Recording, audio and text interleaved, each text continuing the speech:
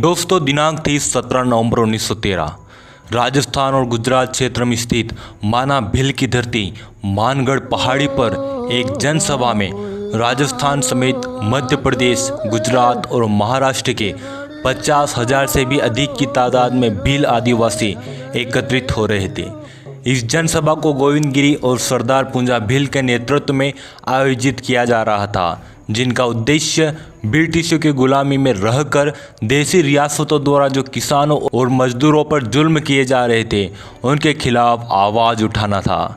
आपको जानकर आश्चर्य होगा कि इन भील आदिवासियों से देसी रियासतें और ब्रिटिश बेहद डर गए थे और इन आदिवासियों को रोकने के लिए 7वीं जाट रेजिमेंट, 9वीं राजपूत रेजिमेंट, 104 वेल्स रेज राइफल रेजिमेंट, महू, बड़ौदा, अहमदाबाद छावनियों से एक कंपनी, मेवाड़ से भील कोर के कैप्टन जेपी स्टैकलिन के नेतृत्व में 2 कंपनियां, बांसवाड़ा, डूंगरपुर, जोगरबारिया और गायकवाड़ रियासतों की फौज और तो इन आदिवासियों को रोकने के लिए अंग्रेज खच्चरों पर तोप लाद कर भी लाए थे।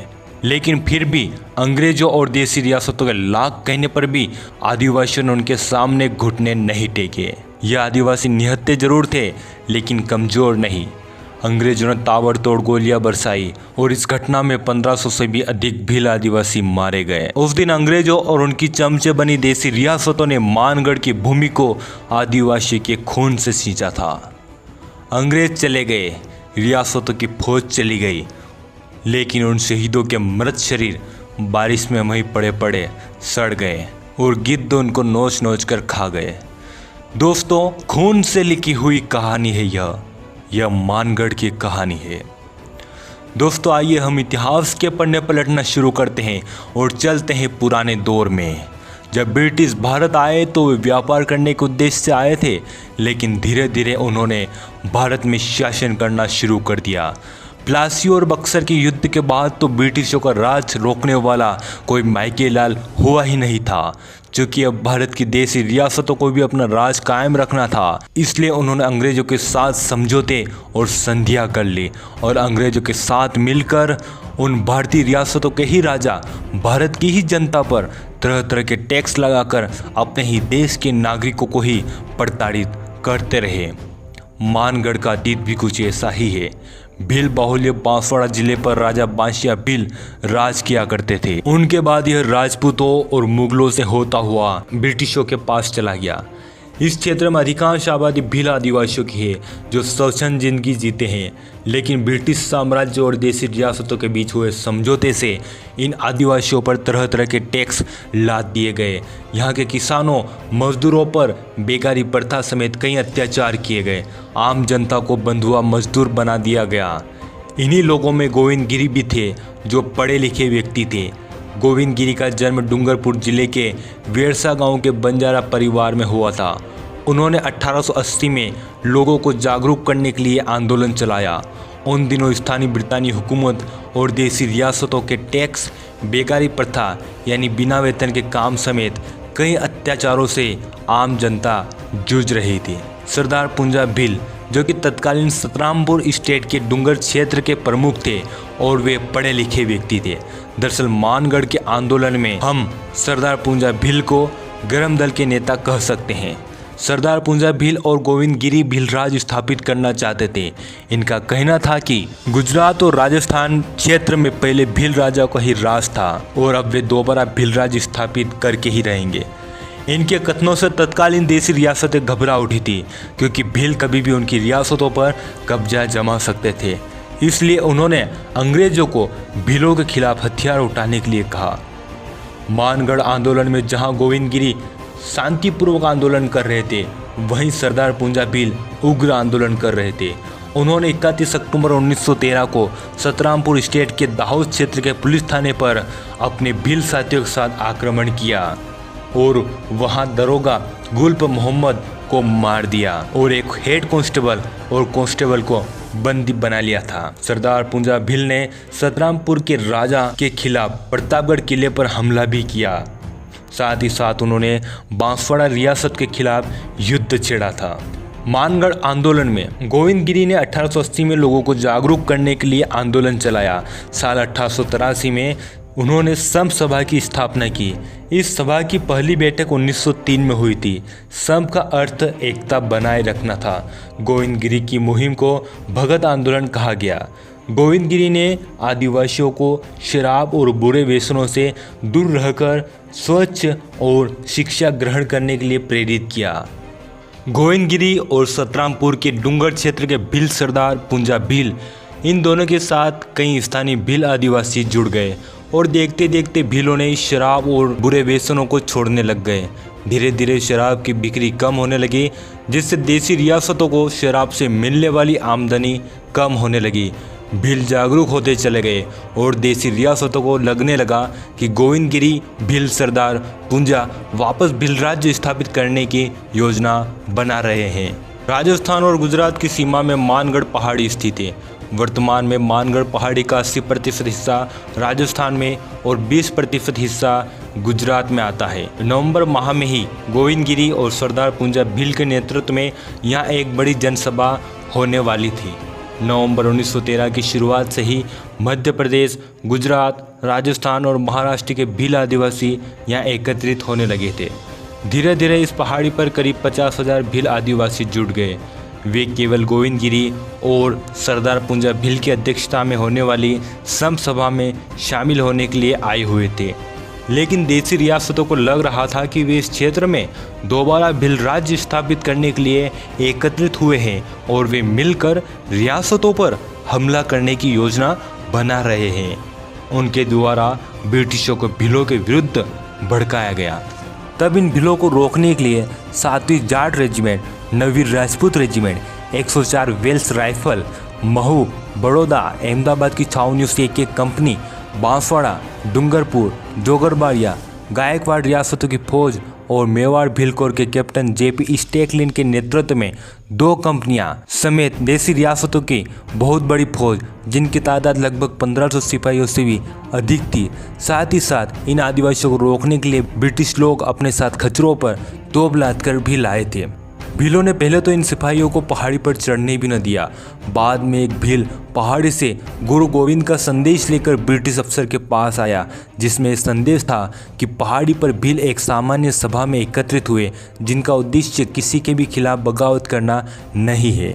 लेकिन ब्रिटिशों ने यह बात नहीं मानी और मेजर हैमिल्टन के नेतृत्व में 3 अफसर और फौज ने 17 नवंबर 1913 को सुबह मानगढ़ पहाड़ी को तीनों ओर से घेर लिया और उन्होंने गोविंदगिरी को कहा कि सभी भील आदिवासी समर्पण कर दे, लेकिन किसी भी भील ने समर्पण नहीं किया। तब कर्नल शेटर ने चेतावनी के लिए पहले पेड़ों पर तोप चलवाई, जिससे बड़े बड़े वृक्ष धराशायी हो गए, लेकिन इससे भीलों पर कोई प्रभाव नहीं पड़ा। दूसरी बार कर्नल शेटर ने भीलों के सर के ऊपर हवाई फायरिंग करवाई, पर भील डटे रहे। और तीसरी बार कर्नल शेटर ने सभी सैनिकों को भील आदिवासियों पर गोलियां बरसाने का आदेश दिया। सुबह 8:10 पर गोलीबारी शुरू हुई। सैनिकों ने अंधाधुंध फायरिंग की, जिसमें कई भील आदिवासी मारे गए। खतरों से लाई गई मशीन गनें और तोप से आदिवासियों पर आग के गोले बरसाए गए। निहत्थे भीलों ने उसी पहाड़ी पर मरना पसंद किया, लेकिन वे देसी रियासतों, राज्य रजवाड़ों और ब्रिटिशों के सामने झुके नहीं। उस दिन देसी रियासतों, राज्य रजवाड़ों और ब्रिटिशों ने मानगढ़ की भूमि को भील आदिवासियों के खून से सींचा। सोचिए दोस्तों, कितना भयानक दृश्य रहा होगा, जहां निहत्थे भारतीयों पर मशीन गनों और तोपों से हमला किया गया। इस नरसंहार में कितने ही औरतें, बच्चे और बुजुर्ग व्यक्ति भी मारे गए। जब अंग्रेज अफसर ने देखा कि एक मृत महिला से लिपटकर उसका बच्चा स्तनपान कर रहा है, यह दृश्य देखकर अंग्रेजों द्वारा 10 बजे गोलीबारी रोक दी गई। करीब 2 घंटे तक अंग्रेजों और देसी रियासतों ने निहत्थे भील आदिवासियों पर ताबड़तोड़ गोलियां बरसाई और इसमें करीब 1507 भील आदिवासी मारे गए। इस जनसभा को संबोधित करने वाले गोविंदगिरी के पैर में गोली लगी थी। भील सरदार पुंजा भील और गोविंदगिरी समेत 30 भील गमेतियों को पुलिस ने हिरासत में ले लिया। करीब 2 घंटों में तबाही आकर चली गई।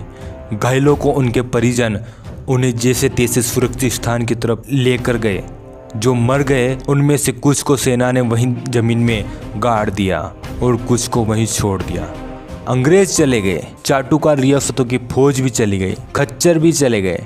लेकिन वे लोग जो ब्रिटिशों और देसी रियासतों के सामने नहीं झुके, उनकी लाशें वहीं पड़ी रही। बारिश हुई, वे सड़ने लगी, गिद्ध आए और उन्हें नोच नोच कर खा गए। ये कहानी थी मानगढ़ जनसंहार की। इस घटना के बाद गोविंद गुरु व उनके साथियों के विरुद्ध मानगढ़ प्रकरण को लेकर ब्रिटिश सरकार द्वारा विशिष्ट न्यायालय का गठन किया गया। इस न्यायालय को सेशन के अधिकार दिए गए।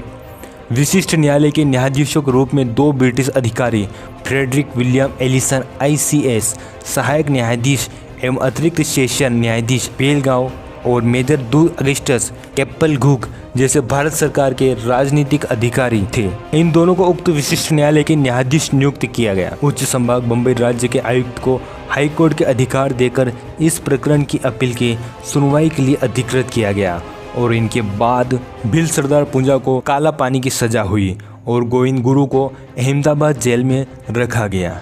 बाद में सतरामपुर की रानी और गोविंद गुरु के अनुयायियों की अपील पर गोविंद गुरु की आजीवन कारावास को बदलकर 10 वर्ष कर दिया गया। 22 जून 1914 को सैन्य विभाग द्वारा इस जनसंहार को करने वाले हजारों आदिवासियों को कत्ल करने वाले मेजर जी बेले 104 वेल्स राइफल्स एवं मेवाड़ भील कोर के कमांडेंट कैप्टन JP स्टेकले को सम्मानित करने हेतु तत्कालीन अंग्रेज वायसराय लॉर्ड हार्डिंग को प्रस्ताव भेजा गया। 20 जुलाई 1914 को लॉर्ड हार्डिंग ने अनिच्छुकता से यह प्रस्ताव स्वीकार करते हुए कहा कि निहत्थे भीड़ को छिन्न भिन्न करने के अभियान को प्रशंसा योग्य मानने के विशेष कारण नहीं दिखते। जब गोविंदगिरी जेल से रिहा हुए तो उनके बांसवाड़ा, सतरामपुर और मानगढ़ जाने पर पाबंदी लगा दी। सन 1921 में गोविंद गुरु की मृत्यु दाहोद में हो गई। 17 नवंबर 1913 को हुए मानगढ़ जनसंहार के बाद 1980 तक मानगढ़ पर किसी की भी आने जाने पर पाबंदी लगा रखी थी। मानगढ़ की इस घटना के बाद जब भी आदिवासी एकत्रित होते थे तो इनको मानगढ़ जैसी होगी कहकर डरा दिया जाता था। गुजरात के दाहोद के विराट खेड़ी में 1938 में एकजुट हुए आदिवासियों को मानगढ़ याद दिलाकर तितर बितर कर दिया गया। मानगढ़ जनसंहार की घटना के बाद हाल ही में यहाँ खुदाई कराई गई थी। तब ब्रिटिश सरकार के 303 गोलियाँ मिली थी जिन्हें उदयपुर संग्रहालय में लाया गया।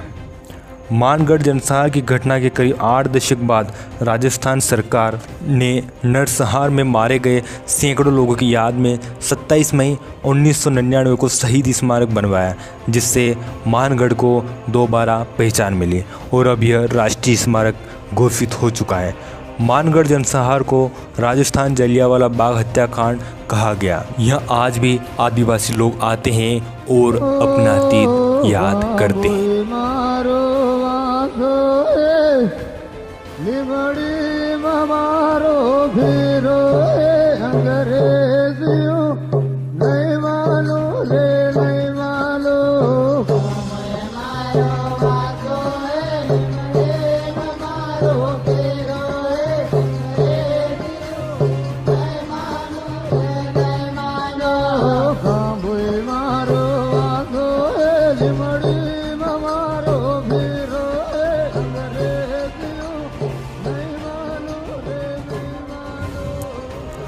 उम्मीद है दोस्तों आपको इस वीडियो से भारत के अतीत के बारे में कुछ न कुछ जानकारी जरूर मिली होगी।